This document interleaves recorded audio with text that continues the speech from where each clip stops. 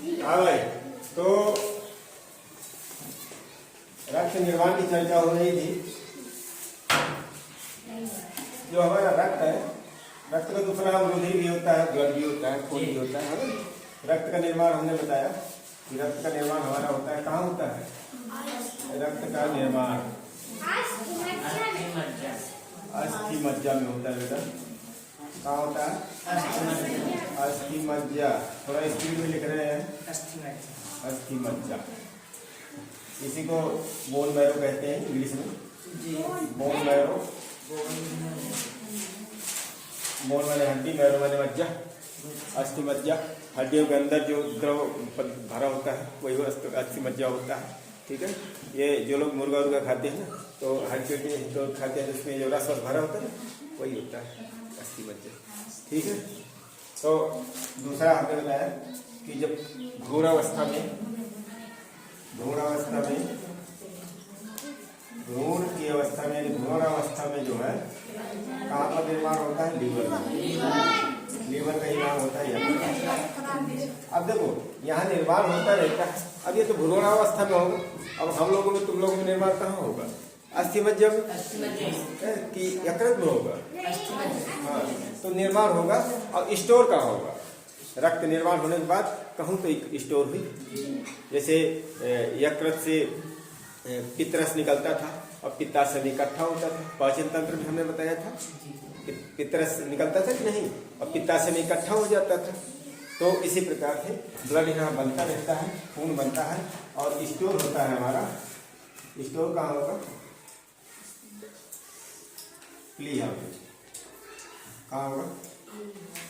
प्लीहा में स्टोर होगा।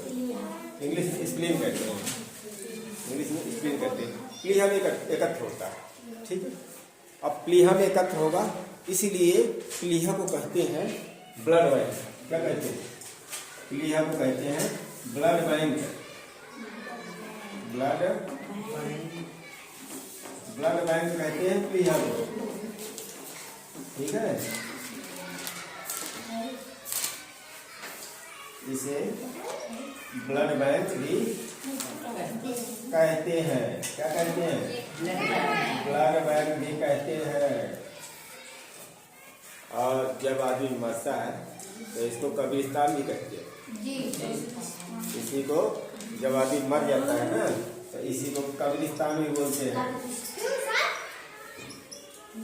ब्लड यार्ड यानी कब्रिस्तान। और बैंक है, अब वो बैंक बर्बाद हो गया तो कब्रिस्तान न बन गया, सब मर गए, रक्त का काम खत्म। इसी को कब्रिस्तान बोलते हैं। ठीक है, तो कब्रिस्तान तो तुम्हारे में नहीं पूछा जाएगा। कब्रिस्तान, ब्लड बैंक याद रखो। ब्लड बैंक किसे कहते हैं? क्लियर करते हैं, इस क्लियर को। ठीक है,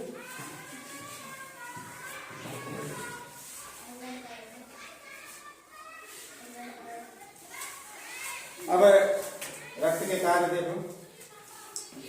रक्त के कार्य, रक्त के कार्य कौन सा कार्य हो सकता है भाई? रक्त निरंतर शरीर में दौड़ता रहता, चलता रहता है ना, चाहे वो हृदय की ओर आए चाहे हृदय से जाए शरीर के अन्य भागों की ओर। इससे क्या होता है? ताप नियंत्रण करता है, तापमान का नियंत्रण होता है। पहला काम है ताप नियंत्रण। क्या करता है? ताप नियंत्रण। किसका ताप? शरीर का ताप नियंत्रण, शरीर का ना, शरीर का ताप को नियंत्रण करता है। ठीक है, दूसरा है ऑक्सीजन और कार्बन डाइऑक्साइड गैसों को क्या करता है? गैसों का परिवहन करता है। क्या करता है? परिवहन का मतलब समझ गए? कार्बन डाइऑक्साइड जुड़ करके हीमोग्लोबिन के साथ में जाएगी कहाँ? वायु के उपकणों तक। वायु के उपकणों से फिर वो हीमोग्लोबिन के साथ क्या जुड़ के आएगी? ऑक्सीजन। ऑक्सीजन जुड़ करके आएगी तो पूरे शरीर में जाएगी। ये सब सिस्टम चलता रहता है। 120 की स्पीड से जाती है और 80 की स्पीड से आती है। यही होता है ब्लड प्रेशर। क्या होता है? Blood pressure. ब्लड प्रेशर नापा जाता है ना। चलो यहाँ लिख देते हैं, थोड़ा बहुत याद बना रहेगा लोगों को। ब्लड प्रेशर 120/80, यानी 120 की स्पीड में रक्त जाता है, 80 की स्पीड में लौटता है। ठीक है। तीसरा कार्य पोषक पदार्थों का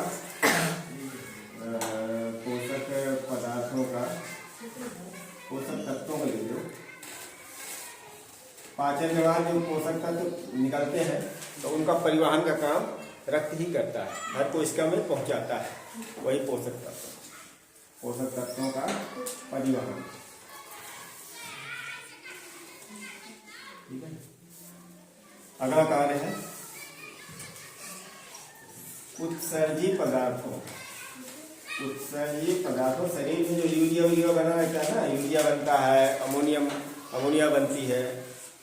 पेशाब में जो गैस होती है ना, बहुत खतरनाक गैस होती है, जो नाक में सीधे घुसती है, तीक्ष्ण गैस होती है, वो अमोनिया गैस है। पेशाब का जहाँ बना होता है वहाँ गैस वो आती है ना, बदबू आती है, वो अमोनिया गैस है, उत्सर्जी पदार्थ है। ठीक है। यूरिया भी पेशाब में मिला होता है, यूरिया। इन सब पदार्थों के उत्सर्जन करने में रक्त सहायक होता है, उत्सर्जी पदार्थों का परिवहन करता है। ठीक है ना। अब कहाँ करता है उत्सर्जन? जब अगला चैप्टर आएगा उत्सर्जन पढ़ाएंगे तब उसमें समझ में आएगा कहाँ पर होता है उत्सर्जन।